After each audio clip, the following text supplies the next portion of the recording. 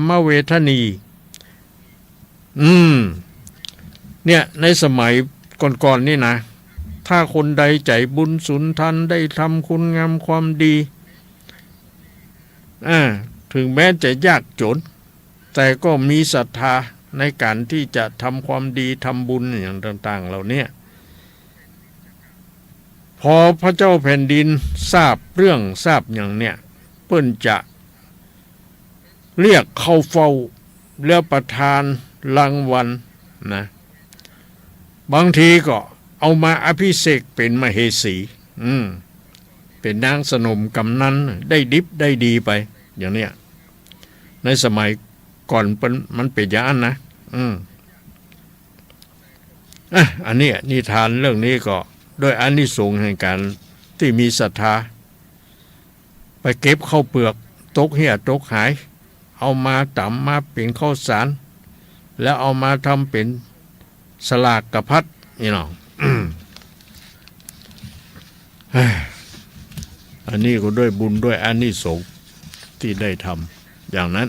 เนาะเอาละต่อไปเขาก็คงจะได้เทศนาธรรมเนาะการบรรยายอย่างต่างๆก็เอาไว้เพียงเท่านี้ก่อนเปลี่ยนบรรยากาศญาติโยมทั้งหลายก็ให้มีความพร้อมนะความพร้อมทางกายกี่ข้าวแรงแล้วหรือยังกินแล้วก้าเนาะพอ9 โมงป่ายแล้ว อมเมี่ยงสูบบุหรี่แล้วหรือยังเกี้ยวหมากแล้วหรือยัง ก่อนจะนอนเอาวิทยุไปไว้ไปแอมไว้ตัวก่อแล้วก็ตั้งใจจะฟังเนาะ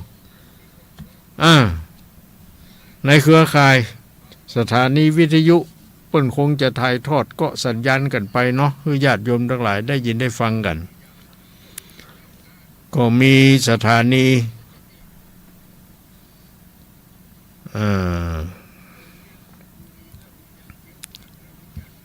โดยหมอกเรดิโอเนาะของคุณโยมดารุณีแล้วก็ถ่ายทอดไปแถมหลายสถานีเนาะในเครือข่ายให้ญาติโยมทั้งหลายได้ยินได้ฟังกันเนาะเพื่อแก้เหงาคลายเครียด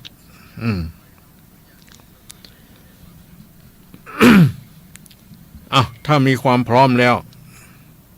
ก็จะเทศเรื่องราวเมื่อวันพัดที่แล้วมาถึงที่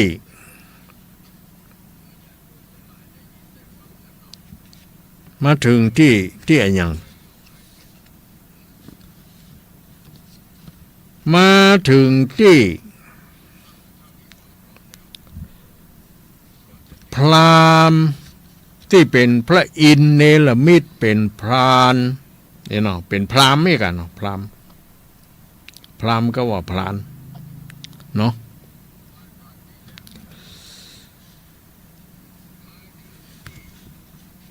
ว่า เพื่อจะได้มาโปรดสุรินทกุมารเพราะว่าสุรินทกุมารนี่ได้ทุนขอพ่อฤาษีเพื่อจะไปแอวโดยที่ยักษ์อยู่นั่นพระอินทร์ส่องหูเล็งหันก็กลัวว่าสุรินทกุมารจะเป็นอันตรายจะโดนยักษ์จับบิดคอ หรือกินอย่างนี้เนาะพญาอินทร์ก็เลยเนรมิตเป็นพรานอินตาผู้เท่าจิงตันเล่าจากขานมาปะใส่สุรินทกุมารนี่นะว่าดูลาเจ้าหลานน้อยบุญมีอันลุงนี้เป็นพรานอยู่ดงดานป่ากว้างบ่อาจอ้างเสาะหาล่าสัตว์ป่านาจักไปหายักษ์เท่า พรานคนนี้ก็ว่าจะไปหายักษ์เท่าเหมือนกันอันจำอยู่เฝ้าดอยผาวิปุละปัปปตาคูหาดอยนั้นชื่อว่าวิปุละปัปปตาบ้านลุงนาอยู่ไกลหนทางไปมีมากแต่มันยากพ่องนาหลานเหยต่างสุดตราเมื่อนั้นเจ้าสุรินทะกุมมารได้ยินพรานเท่าออกปากกล่าวจ่าไขว่าจักไปสอดล่าหายักษ์ขาพายเพชรหายักษ์ขาพายเพชรตามดาวเขตดงลีในนอมุนีที่ไว้ข้านิ่งใจไปมาว่าลุงนี้นาแก่เท่าอยู่ป่าเศร้าดงตันเนี่ยว่าใครหันยักษ์ใหญ่ดังรู้ใจแห่งกูจักถามดูแจ้งทีเสียงแห่งที่สังกาจริงเจียนจ๋าถามต่อว่าดูราป้อลุงพลานปั้นดังหลานผู้น้อยเนี่ยลิร่ำถ้อยในใจว่าลุงนี้เนี่ยบ่ใจพลานป่าเอวสอดล่าป่าไม้ลุงบ่ใจมนุษย์สานี่หรอกคนธรรมดาโลกใต้หรือว่าลุงเป็นเทพไทยบุญหนาเป็นอินตาธิราชอยู่ภาษาเมืองบนมาแถลงตนกลับเป็ดเอวอยู่เขตดงหนาขอลุงจ่าเกาอู้ฮือหลานหูตามมีแดดเตอะก็มีหั่นเล่นนานี่เขาเทศมาถึงนี่เนาะต่อนี้ไปก็จะต่อเนี่ย สโกเทวาราชาส่วนว่าอินตาสักกาพลานกันเจ้ากุมมารจะถามเต้าตนงามอยู่ฟ้ากินแหล่งลาบนสวรรค์จริงจาขันตันเล่าตั้งแต่เก้าสุดปลายโดยปริยายลายแลโบเวนแวบทใดว่าดูลาเจ้าหนอไทยกุมารลุงบ่ใจพลานล่าเนื้อบ่ใจเชื่อมนุษย์สาคนธรรมดาโลกไทยลุงเป็นเจ้าไทยอินตาหากลงมาช่วยลานกำสมปานปารมีหือสุขีไปแน่อัญญกลาตัวใหญ่ฤทธิ์ที่มันใจสามานมีใจหานเยี่ยมโหดบกลัวโทษอันใดมันแมบลิ้นไปเกี่ยวกอดยังโดยยอดวิปุละปัปปตาคูหายาวเจ็ดปันว่าอาจอ่างจุ้มหมู่จ้างเสือมีต่างป้ายหนีบ่อยู่เพราะเขาหูกับตูนบ่เตียวหนเขาไกลล่วงเข้าไปแดนมันเฮาจริงพันมาลงสู่ยังที่อยู่มนุษย์สาช่วยเจ้าบุญนาแก่นไทยผาแป้ไข่ไผ่มานฮือเจบ้านข้ามเจ้าบ่โศกเศร้าเครื่องกาก็มีหันแล่นาตาโตปะลังรำดับนั่นไปบ่จ้าเจ้าโนลาบุญนากับอินตาสกาพรานก็เข้าดงดานป่าไม้ป่ากันไตโดยพาบุญนำนาป่าแย่เอาสื่อหน้าเป็นไปหิมะป่านไหนป่ากว้างมีสัตว์อยู่สร้างหลวงหลายคือมีควายดำปอดกระทิงยอดกวางฟานลูกไม้หวานเหลือแลลนลงแผ่ทุมทองรกลงกองปื้นดินปุ่นดีกินแต่เล่าเจ้านอนเน่ากุมมารกับลุงพลานแก่เท่าเตียวไตเต้าดงตันได้3 วันมาจอดก็ไปรอดโดยผา วิปุละปปตาคูหาอันโดยพานี้นามีคูหาทำกวางเป็นที่อยู่สร้างยักษ์ขามันเอาก้อนมาผ่ามาตึดไว้บ่ฮือสัตว์ใดรู้มันรับอยู่3 วันการจ้องมันร้อนไม่ก็ออกไปโซะไส้หากินสัตว์เที่ยวดินป่ากว้างมีมากอ่างเสือหมีราชสีควายป่าเล่จางล่าปงปายมันกินหลายบ่ไหวกันอิ่มไส้ต้องตานก็เร็วปันบ่จ้ารีบไปหน่อยเข้าสู่ไปนอนอยู่ในถ้ำหินเป็นอาจินบ่ขาดก็มีหันและนา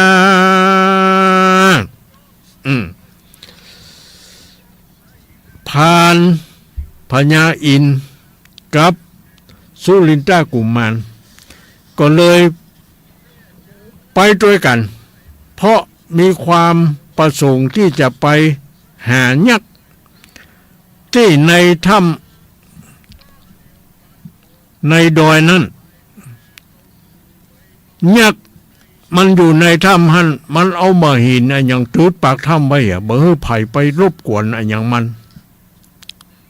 นรับ3 วันวะดูรับถึง3 วัน 3 คืน เนาะก่อนท้องมันหิวมันก็จะออกมาจับกวางจับฟันจับอย่างกินนั่นนะเนาะมันเป็นอย่างนั้น ก็ถ้าในกาลนั้นเราเจ้าหนอเท่ากูเจ้าหนอเนากูมันกับอินตาพลานผู้เท่าการว่าเขาถึงเขตแห่งยักษ์เพชรดงนาคุณอินตาบทจ้าสวดมนต์กล้ากาถาฮือหินผานาธรรมเสด็จสัมมาพระงายยักษ์ผีพายลับอยู่โบสถ์กันหูขิงตนกันต้องมนต์วิเศษอันยักษ์เพชรดงตันก็เร็วปันนาปึกฟื้นสะดุ้งตื่นมึนตามันกูทาขดหาวร้องอื่นก่าวกำจาว่าไอปาลากลาหยาบบ่สุภาพตามธรรมป้อยใจดำกำเศร้าลักลวงเข้ามาจูถึงทำกูใหญ่กว้างมึงอย่าอ้างลุ่นนี้วันนี้มีโจกปากกูใครอยากมานานจีนคนหวานบ่ไรกินจ้างใหญ่ตัวงามปุ่มโปลามต้องไก่สัมปะใส่ใจลามตัวมันงามใจจ้าเข้ามาท่าดัดใจ2 คนใจหนุ่มเท่ายักบาบเศร้าดงกันเอาตินยันต้นไม้หักลมไข้ถุมทามหน้าบ่งามบุดเบลแล้วกาตาเขียว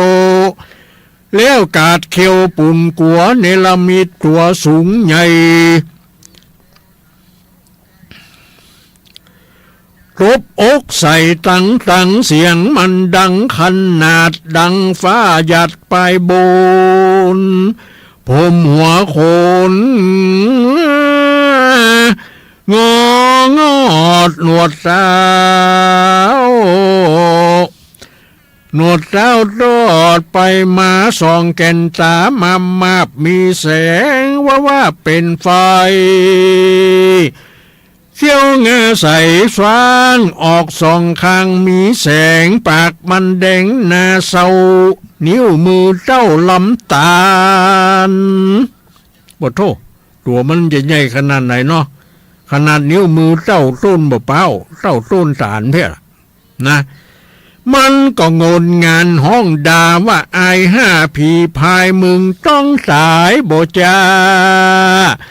ย้อนอวดกล้าถือดีอวดฤทธิเก่งกล้าญะแกล้งนามาหา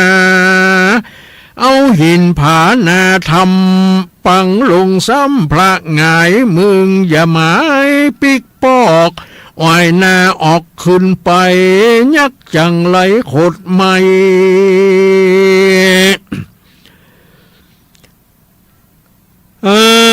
แกต้นไม้ปรุงลงหนอพุทธองค์ลบใดเลยถูกใส่โดยผาโดยใหญ่หนาแตกยักบาปก้าเรียวปันถอดดาบฟันเหงือกข้าเจ้าหนอล่าเร็วไว้เส้นเข้าไปที่ไก่ยุกดาบไว้ดาฟันดาบจมกันมีกองบ่ถูกต้องคนใดต่างเรียวไว้จึงดาบหักลบผับพโจรต่างก็มีหมุนกล้าแข่งจักฟ้าฟันแต่งก็บอกเขาลุบกันแต่เจ้าลงแรงตาวันแดงต่ำก้อยลับเหลี่ยมน้อยโดยผาอันยักขาบาปกล้าสะหยองคืนฟ้าเร็วปันแมบลิ้นมันเกี่ยวกอดยังโดยยอดคูหาเหยาวเจ็ดปันว่าอัดอ้างปากกว้างปุ่นกัวกะอ่างงอกหัวไปมาปากก็จะกล่าวถอยว่าไอ้น้อยมึงตายมันจะลายใจก็มีหันแล่นาทศมิงคณีในขณะนั้นใส่โตนเท้าไทยอินตาในมือขวากำดาบเลื่อมมาปลอดดาเบื้องซ้ายกำมากว่าค้อนแก้วงามผ่องเพียวมีสีคือค้อนวจีละเป๊กกวัดไกวเสียงดังไปทั่วฟ้าส่วนเจ้าหนอลาบุญจูก็เอาธนูมาตีเสียงดังมีกองพับทั่วจ้องจักรวาลดังป่านฟ้าผ่าได้ร้อยหาปันตียักดงลีหยับจ้าก็ลงจากฟ้าปับปะสับปานสองมือมันบอดจ้ากราบเจ้าฟ้าอินตาปากก็จ้ากล่าวว่าขออินดูตัวข้าอย่าหือความนามรณากันมันจะเมียนแล้วก็เอาหน่วยแก้วประภาอันมีก้ากวนเมืองดูรุ่งเรืองใจจ้ามีชื่อว่ารัตนกุฏมณีเป็นแก้วดีโบเศร้าถวายแก่เจ้าอินตา ผลสุดท้ายยักษ์มันก็การพญาอินตาก็เลยมานุบมากับมายอมกันแล้วก็ได้มอบแก้วให้แก่พญาอินตาว่าขออินดูตัวข้าอย่าหือใดความนามรณากันมันจะเมียนแล้วก็เอาหน่วยแก้วประภา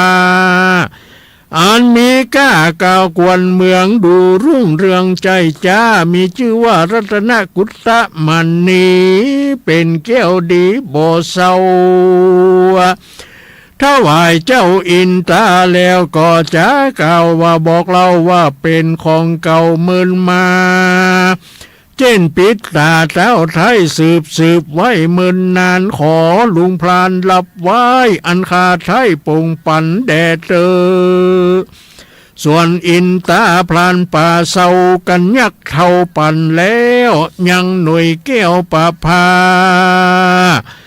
ขุนอินตาเจ้าไทยรับแก้วไว้มาถือเป็นแก้วลือจมจื่นแก้วทุกหมื่นหนีหายเจ้าทุกทั้งหลายหลังคอนเป็นแก้วดับห้อนนา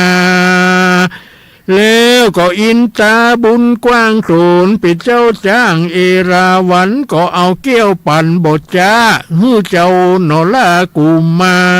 ร แล้วก็จาขานบอกเล่าว่าฮือหลานนาเจ้าคืนสู่ในที่อยู่ละสีสวดแก้วดีวิเศษอันยักเผ็ดเอาปานเจ้าจอมขวัญบุญกวางจักเป็นเจ้าจ้างไปลุนช่วยจูหนุนเตรียมกำฮือหลวงล้ำมันภัยกันจ่าไข่เมียนแล้วเจ้าตนแก้วอินตาก็อำลาคืนสู่ในที่อยู่แห่งตนก็มีหันเล่นนาจะมาต่างบางกาเซนโตสัทธาอาหาสัทธาอันวสัพปัญญูย่อซอยหานบาทถอยบาลีบุตรถอยมีไปแจงพระจริงแสงเทศนาว่าทาโคมหาสัตโตดังนี้เป็นตนพิกเวดุลภิกขุทั้งหลายอันเป็นสายอริยญาติเชื้อนักปราชญ์ตะลงญาณส่วนว่าเจ้ากุมมันนอนเนาการพลานเท่าอินตานีอำลาไปสู่เท้าตุนแก้วบุญนาก็สอนยักษ์ขาเพชรเท่าว่าดูลาเจ้ายักษ์เพชรจำอยู่เขตดงดำอย่ากระทำกรรมหยาบอันเป็นบาปหึกหนาอย่าโกธาขดไม่ใจบับใบทาลูนจุงหูบุญหูบาปอย่าขนับเขขาหือสัตว์นาน้อยใหญ่เดือดห้อนไม่กาญาใจ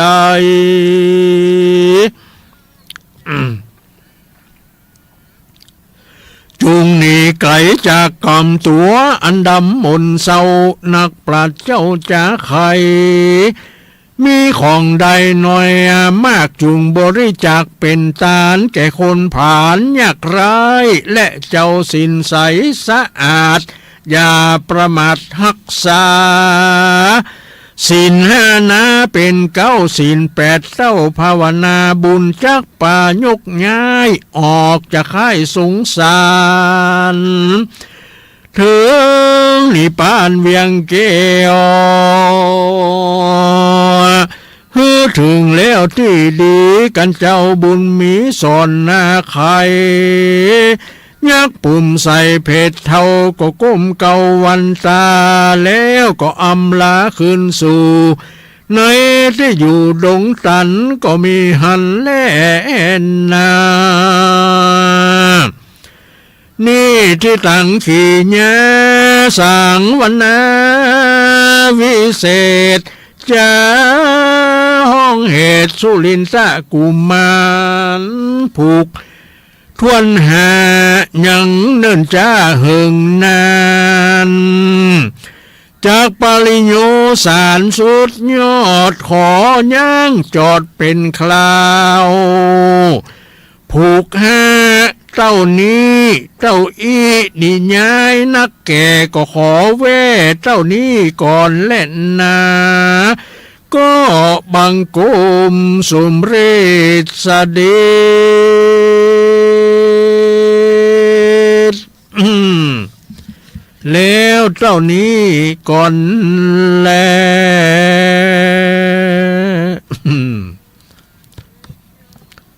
สาธุสาธุ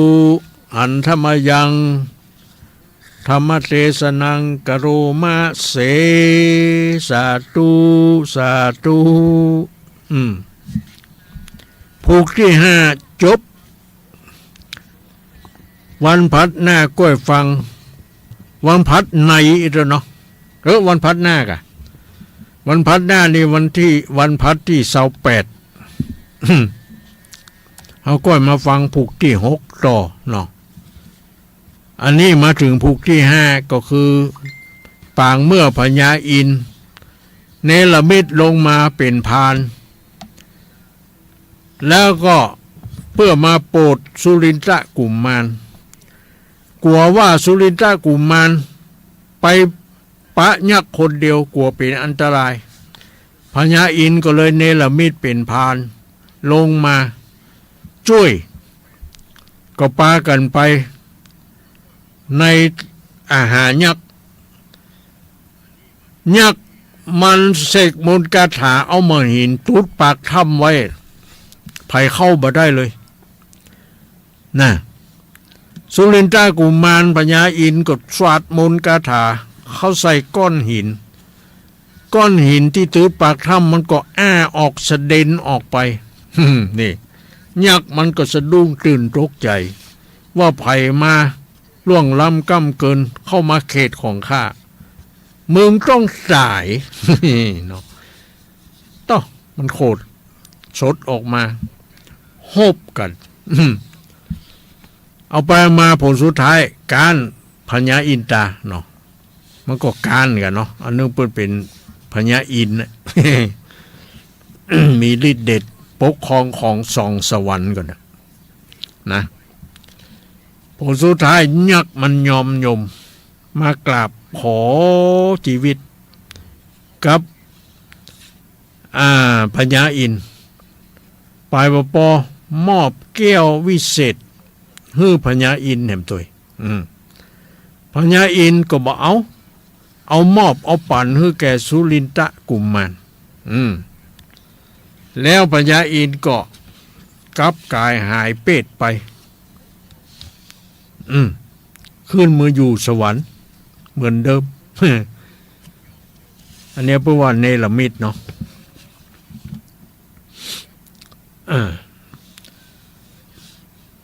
เรื่องก็มาถึงตอนนี้ก็จบลงในปุกที่5เนาะก็จำไว้ดีๆเรื่องราวมันนี่แล้วก็สุรินทะกุมารก็เลยฮื้อยักษ์ถือศีลเอาศีล5ฮื้อต่อไปห้ามฆ่าสัตว์ตัดชีวิตว่าอย่างนั้นอย่าไปประมาทฮื้อรักษาศีล5หรือศีล8ฮื้อมันภาวนาบุญก็จักปายกย้ายออกจากค่ายสงสารถึงนิพพานเวียงแก้วฮื้อหูจักบุญฮื้อหูจักบาปอย่าไปขนาบเขขาฮื้อสัตว์นานาน้อยใหญ่เดือดร้อนไม่กาญาอันนี้สุรินทะกุมารสอนยักษ์นะฮื้อหนีไก่จากกรรมตัวอันดำมนเศร้านักปราชญ์เจ้าจากไข่มีของอันใดน้อยมากจุงบริจาคเป็นทานนี่สอนยักษ์ฮื้อรักษาศีลฮื้อทานฮื้อรักษาศีลนี่เนาะฮื้อปั่นแก่คนยากไร้ต่อนนี้ไปเจ้าจะได้ไปฆ่าสัตว์ตัดชีวิตนี่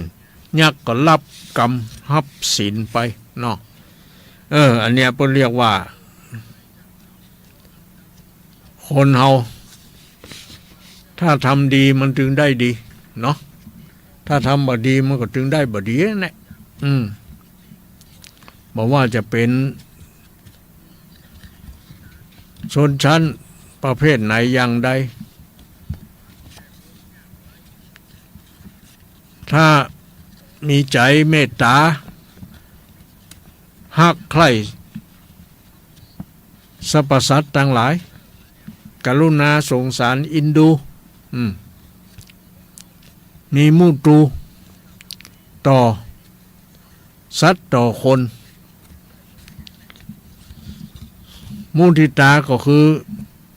บ่อิจฉาริษยาใครทำดีก็อนุโมทนาสาธุเนาะอุเบกขาในเมื่อเฮาบ่สามารถช่วยเหลือเขาได้ก็ให้วางเฉยอย่าไปทับถมอย่าไปกล่าวร้ายอย่าไปข่มเหงคะเนงร้ายซ้ำเติมเขานี่เนาะขอเป็นเรื่องของบุญกรรมที่ได้ทำได้สร้างของภัยของมันไปเนาะอันนี้เพิ่นเรียกว่าทำจิตใจเป็นกลางบ่ยินดีบ่ยินร้ายในสิ่งต่างๆถ้าเฮาวางตัววางใจเฮาได้อย่างอี้เฮาอยู่ดีสบายนะอยู่สุขสบาย นะบ่ต้องเดือดร้อนห้อนใจหยังบ่ต้องกลัวบาปกลัวเวรอันหยังเนาะเอาละญาติโยมทั้งหลายการบรรยายธรรมก็จบไปการเทศน์ธรรมก็จบไปแล้วในโอกาสต่อไปนี้ก็จะเปิดโอกาสให้แก่ญาติโยมทั้งหลายได้โทรรายงานการรับฟังว่าอยู่ที่ไหนอย่างใดรับฟังชัดเจนแค่ไหนฟังกันนักกันหลายก็ เนาะก็โทรมาได้เลยในโอกาสต่อไปนี้ใครจะเป็นสายแรกก็เข้ามาเจริญปอนเนอมามาเอ่ยกันแก้เหงาแก้ง่อมหรือว่ามีความคิดหันอันอย่างใดก็มานี่กันเนาะสายแรกมาแล้วเจริญปอนครับนมัสการครับตรงปออ้ายครับผมได้ชัดเจนเลยครับผมฟังได้หมดครับโดยหมอกเรดิโอเนาะครับเข้าใจดีครับใจดีเนาะเนาะครับผมดีแล้วอยู่ดีส่งสามพัดนะครับไม่ได้ฟังตรงส่งสามพัดครับหมอไปไหนพอดีเป็นมีการถ่ายทอดนะครับที่เป็นมีการถ่ายทอดคือพัดแรกนั่นบ่ได้ออกครับไม่รู้พัดที่สองก็ไม่ได้ออกกันพัดที่สองได้ออกอ่ะถ้าแล้วนี่ออกอยู่ออกเด็กออกล่าไปหน่อยเปิ้นถ่ายทอดไปสักบึดเนี่ยเปิ้นก่อนนิ่งนะครับผมจะมีญาติโยมหลายคนโทรมาถามเนาะว่าเสียงเงียบหายไปไหนยังได้ว่าบ่หายไปไหนเนาะครับมันออก2 คืนนะครับเนี่ยเมื่อใดวันนี้ครับวันนี้มีกระดานก็ออกครับของพน้อยสุวรรณออกอยู่ได้ครับออกอยู่ครับของพน้อยสุวรรณเนาะไม่ขัดใจโมเดิร์นเนี่ยเนาะดีละขอบคุณขอบใจอนุโมทนาเนอะเจ้าของสถานีจอยเนาะเจริญปอนสายที่1ผ่านไปแล้วมาแล้วสายที่2เจริญปอนท่านอาจารย์หลวงพ่อเจ้าเจริญปอนแม่ล่าเห็นกันแม่หยังแม่สลัดเจ้าแม่สลัดเจ้าว่าจะได้ฟังรับฟังเป็นจะได้ฟังกระหม่อนดีนะโอ้ยหลวงพ่อว่าทั้งหมดนี่อย่ามาหม่อนแต่หม่อนหวานนะม่วนอันหยังม่วนสำเนียงม่วนจังหวะม่วนเสียงนะ แต่ว่าม่วนใจเรื่องในธรรมม่วนดีเด้อม่วนใจเรื่องม่วนแต่ฟังตั้งแต่ต้นก่อนบ่ทันได้ฟังต้นก็มาตั้งกลางทั้งปลายก็ขอบใจอนุโมทนาขอบุญรักษาสาธุจ้าสาธุนี่ไม่ฉลาดเนาะสายต่อไปสายที่2ผ่านไปแล้วเนาะจะมีสายที่3ที่4ไปเรื่อยๆจ้ะเปลี่ยนกันเนาะเปลี่ยนกันเปลี่ยนกันจ้ะเจริญปอนมาแล้วจ้าตลงคาเคียแม่อินเจ้าไม่ดีเลยโอนนะเจ้าฟังชัดเจนดีก็ชัดเจนเจ้าดีแล้ววัดนี่หนูว่าวัดที่ไหนเนาะไม่ควรเอาหมาไปปล่อยเนาะวัดนี่เรามีถึง5-6 ตัวกันนะเปิ่นเอามาปล่อยจะเป็นเลี้ยงเนาะก็นั่นเอาว่าต้องป้อนมาเลี้ยงก็เอาเลี้ยงเลยค่ะจะเลี้ยงหมาแม่รู้เนาะเอาไว้ไหนก็เอามาปล่อยมาเอามาปล่อยวัดก่อนอินดูมันเนาะสัตว์หมูอย่างนี้ไม่จะหลายเนี่ยวัดมันก็คิดค้างเลี้ยงข้าวหรือวัดเนาะเจ้าเป็นกำลังใจทุกลูกนะเจ้าอนุโมทนาสาธุสาธุเจ้าแม่อินเสมิงให้เรามา ไปจ้าเจริญปอน เจ้าแก่ไปสาเจ้าทุลุงแม่สุเกศิลาพรสิเตี้ยมันห้องละปูนเนอะแม่สุแก้วอยู่ดีส เจ้า บายก็ ฟังโอ้ชัดเจนดีเนอะขึ้น98.75วัดห้วยจ่องซักนะเจ้าทุลุง ขอบใจอนุโมทนาเนาะขอบพระคุณเป็นอย่างยิ่งเจ้าของสถานี ดีเด้อ วัด เจ้า ห้วย ทุ จ่อง ลุงเจ้า ที่ถ่ายทอดเสียงสัญญาณ จังหวัดทางต่ำอันอากาศเย็นมาแล้วกะ เย็นแล้วแม่เย็นละเมื่อคืนนี่เย็น เย็น เจ้ากับไม้สา ตะพุนก็เย็นเหมือนกันนะตะพุนก็เย็นเหมือนกันก็ เย็นกะเจ้าเย็นมาแล้วนะรักษาสุขภาพเนื้อแม่เนื้อเจ้าทุลุงก็ขอดูแลสุขภาพหน่อยเด้อสาธุสาธุ สาธุเจ้าทุลุงเจริญพรเจริญพรเจ้าแม่สุดแก้วสายต่อมาก็เจริญพรเจ้าภาษาเจ้าเจริญพรจากไหนจ้าลุงวังนี่เด้อแม่แสงล่าวังเจริญเด้อแม่แสงล่าวังเจริญเจ้าฟังอยู่เน็ตตอนแรงมาแล้ววันนี้เข้าใจดีเจ้าเข้าใจดีเนาะแม่เนาะเจ้าบุญคุ้มครองรักษาเน้อแม่อยู่ดีมีสุขเจ้าเจริญพรเจริญพรรู้ฟังคำหม่อนดีเนาะรับฟังกันต่อไปเนาะในพัดต่อไปเจ้าดีแล้วอายุวันโนสุขังปะลังสายต่อมาสายต่อมาเจริญพรกราบไหว้ศาลเจ้าหลวงพ่อเจริญพรเจ้าจากไหนจากบ้านจีนเจ้าแม่เจนจิลาเพื่อดอกคำไปจังหวัดพะเยาเจ้าแม่เจนจิลารับฟังชัดเจนดีเนาะชัดเจนดีเจ้าโอ้ยไม่รู้หมาใครแตกเนาะแต่อินรู้อย่างก็สักปะนะโหเห็นรู้แต่ว่าเห็นตัวนึงก็ไปอยู่ที่พื้นกันเนาะนักโอ้เนาะผมบอกก็หักหมอเนาะมันก็เจ็บปวดมันก็คนเฮาเนาะใช่ก็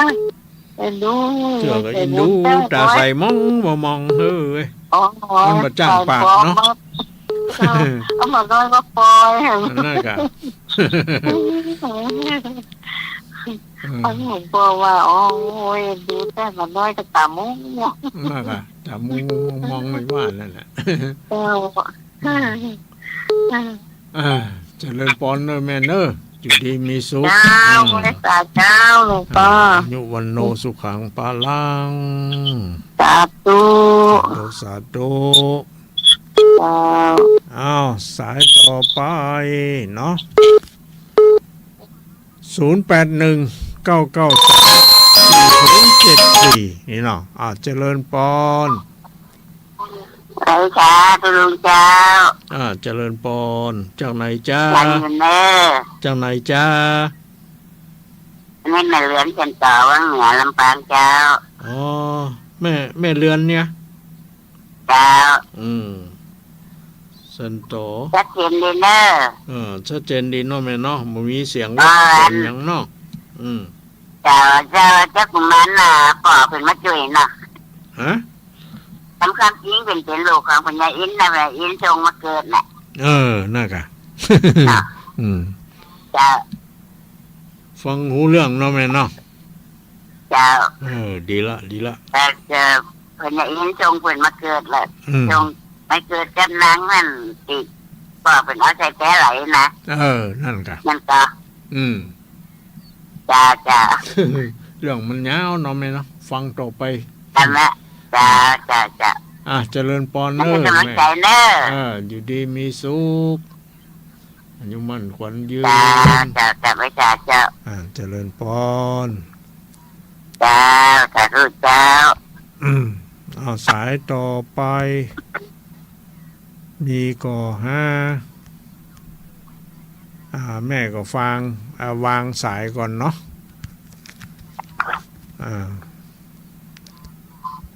ถ้าเขาบอกวางสายคนอื่นก็เข้ามาบัดได้นะเนาะ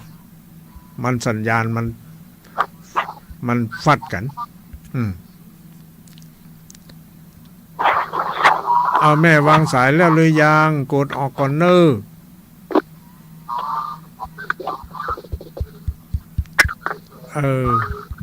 กำลังซ้อหาอยู่กะ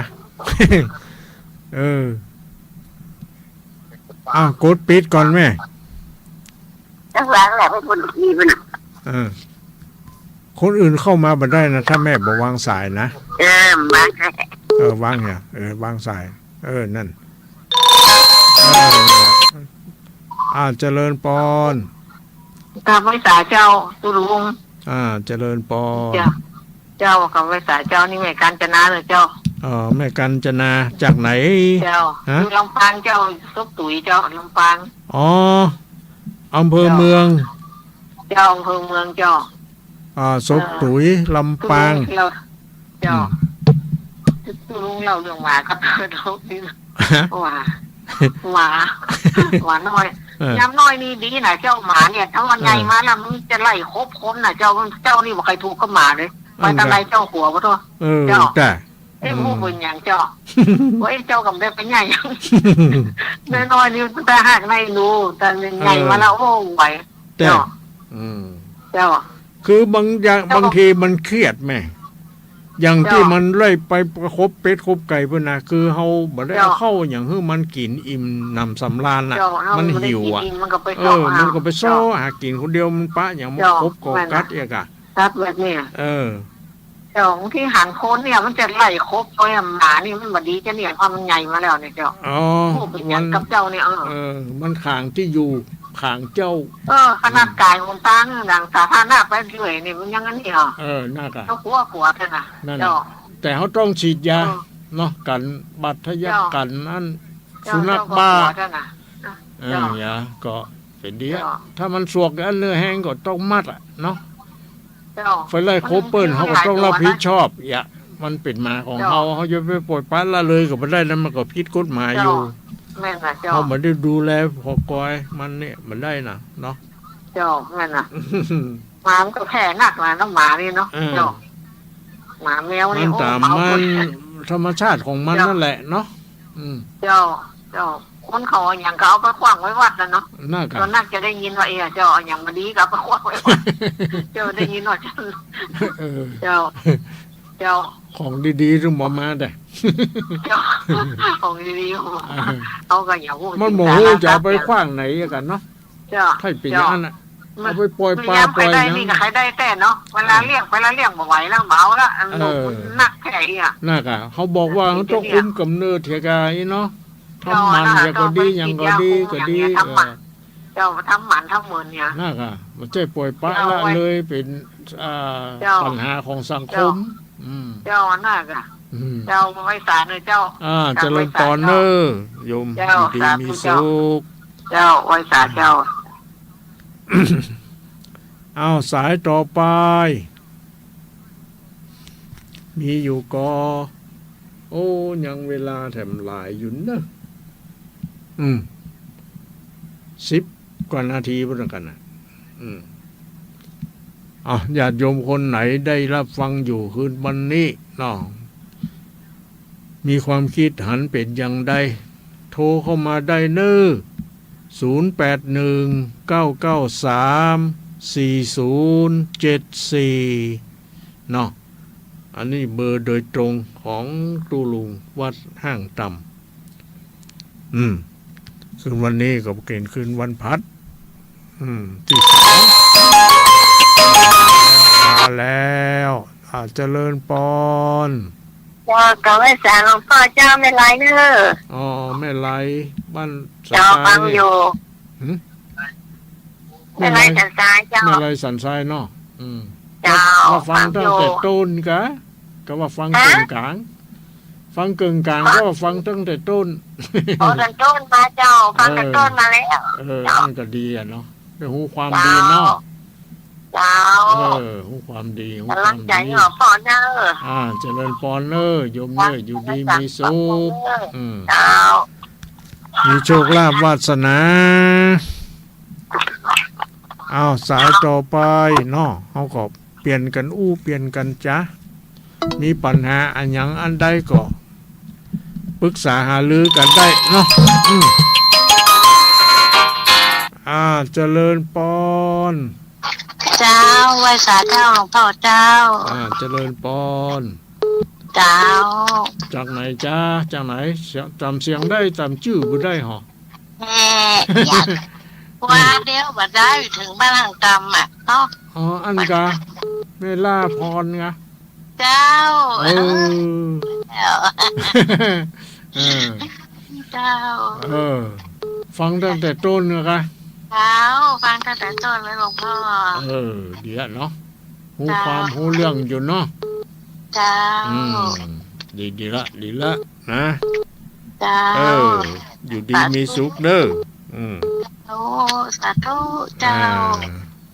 อายุวันโนสุขังพลังปราจากทุกโศกโรคภัยเนาะ เจ้าสาธุเจ้า เจริญพรเจริญพร เจ้า สายต่อไป สายต่อไป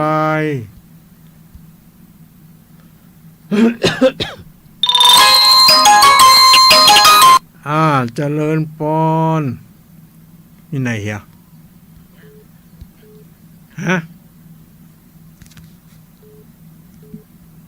เจริญพรว่าไงเสียงไปทางใดเหียฟังอยู่กา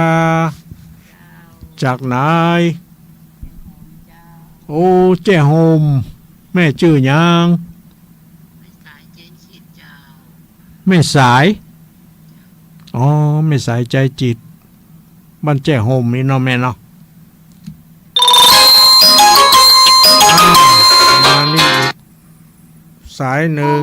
เจริญพรเจ้ากราบไหว้สาเจ้าหลวงพ่อเจ้าเจริญพรจากไหนจ้าหลวงพ่อฟังเสียงดังฟังชัดดีนะฟังลำปางตรงซ่าอำเภอเมืองปางลำปางไว้หน่ะเจ้า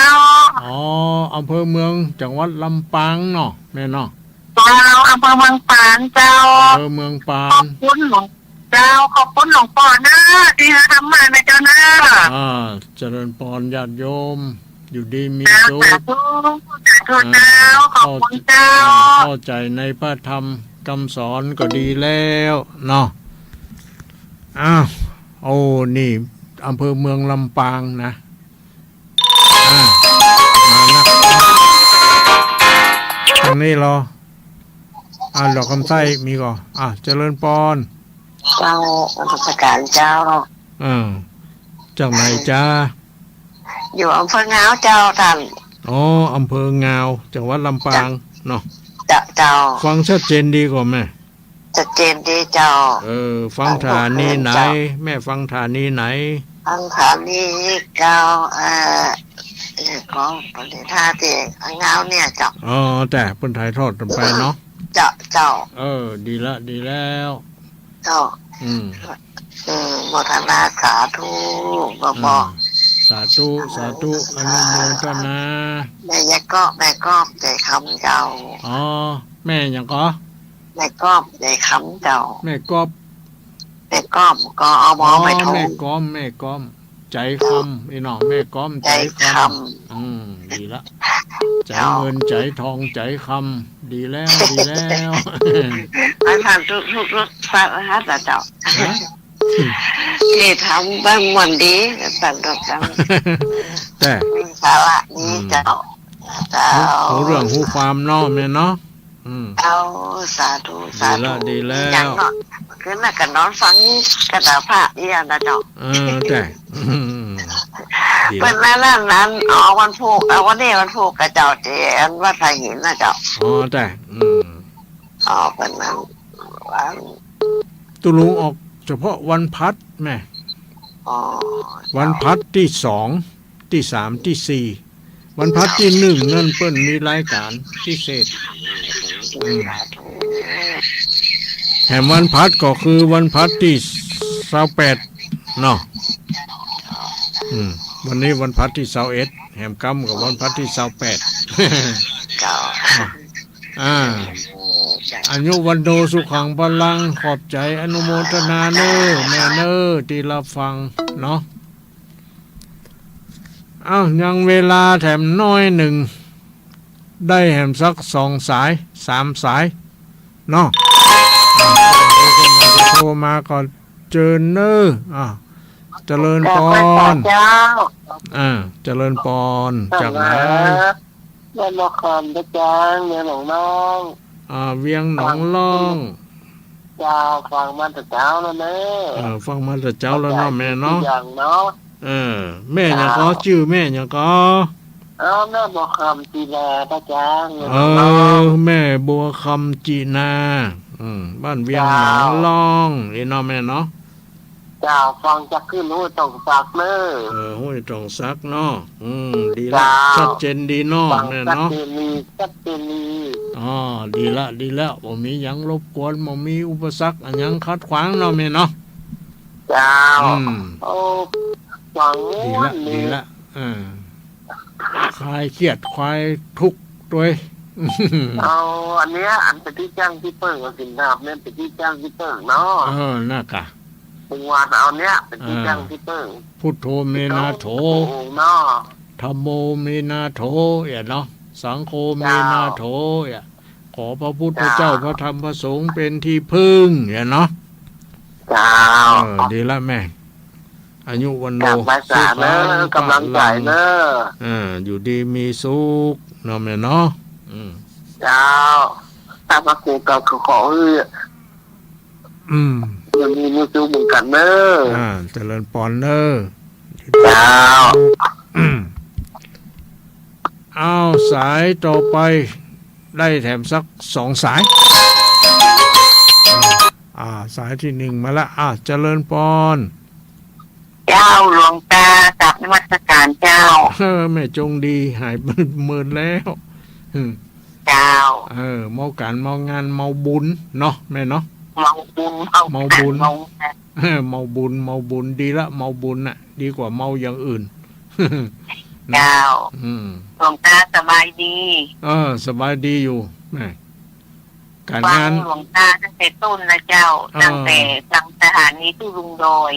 แต่พลัญญาวิเวกชัดเจนดีแล้วมาต่อชัดเจนดีเนาะดีละถึงว่าหลวงตาเริ่มออกตั้งแต่8 โมงบ่าย8 โมง 15กะแม่ฮะมันออกอากาศที่ไหนประมาณน่ะเปิ้นถ่ายทอดอยู่เนาะเจ้าก็เลยออกนี่น้อยก็เป็นหยังก็อยู่ในเวลาเนี้ยเจ้าได้ฟังสายตั้งเวียงกว่าเป้าอีเนาะที่ออกนั่นนะเจ้าเนาะเนาะถ้าไผ่เจ้าฟังติตู้ลุงรอยเป็นทรงฮื้อก็ได้เนาะก็ได้ถ้าตั้งเพเปิ้นมีการงานกิจการจะมาถ่ายทอดเขาก็ฟังที่ฐานีพระบาทอุดมโดยจมพ่อฟังก็ได้ที่นั่นนะก็ไปเยี่ยมหลวงตาปีใหม่ก็อย่าไปกราบหลวงตาปีใหม่67นะปีใหม่เดือน7 มกรามกรานี่กะที่ถึงนี่เจ้าวันพูดกับวันที่อย่าง24อย่างก็แม่แก้วจะมา24เดือนไหนเนี่ยการพูดคือนี่นะแม่แก้วคนอยู่นะแกเจ้าที่หลวงตาว่าอยู่แม่อายเนาะนั่นนะเพิ่นอยู่แม่อายนะแม่แก้วเพิ่นอยู่บ้านห้างต่ำเนี่ยบ้านเดียวกับเฮาเนี่ยบ้านห้างต่ำก็มีปุ้นด้วยเจ้าเคยผ่านอยู่แต่เพิ่นมา2 เทื่อแล้วเนาะคนนี้เป็นครั้งที่3แล้วลูกเปิ้นโทรมาล่วงหน้าก่อนลูกกลัวบ่ป้าเฮากลัวบ่ป้าเปิ้นก็อกเอาใจแม่เปิ้นเนาะ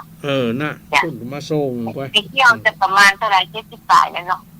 ปุ่นน่ะ70 ปลาย80พวกก็หา ดีละแสดงว่าลูกเต้าคนเอาใจมีฐานะหน่อยเนาะ น่าจะไปไหนได้ดีเนาะเนาะ ละหลวงตานี่มีพี่น้องหลาย เอาละแม่หมดเวลาแล้วแม่เนาะ อ๋อเจ้าตัก อัน นมั นี้ ส วัน การ โลสุ เจ้า ขังพลังเนออยู่ดีมีสุข สาธุ วันพัดหน้าปะกันใหม่ เจ้าความผู้พันก็หมอก็อ่านไปจ้ะ แต่เจริญพรเนอ 70 บาท 80 บาท ดีละ ดีเนาะ คิดไปฆ่าสัตว์ดับชีวิตลองคิดเล่าอธิษฐานเวลามณีสิก ขอขอบใจอนุโมทนาทุกสถานีทุกคนทุกท่านที่รับฟังรายการปฏิบัติธรรมจากตุลุงบ้านทางต่ำตำบลบางเยี่ยมคือเป้าจังหวัดเชียงรายขอทุกท่านจงอยู่ดีมีสุขอายุมั่นขวัญยืนปราจากทุกโศกโรคภัยไข้เจ็บนานาประการให้มีความสุขความสำราญเบิกบานใจมีโชคลาภวาสนาบารมีมีคุณงามความดีอยู่กับตัวตลอดไปทุกคนทุกท่านด้วยเจริญพร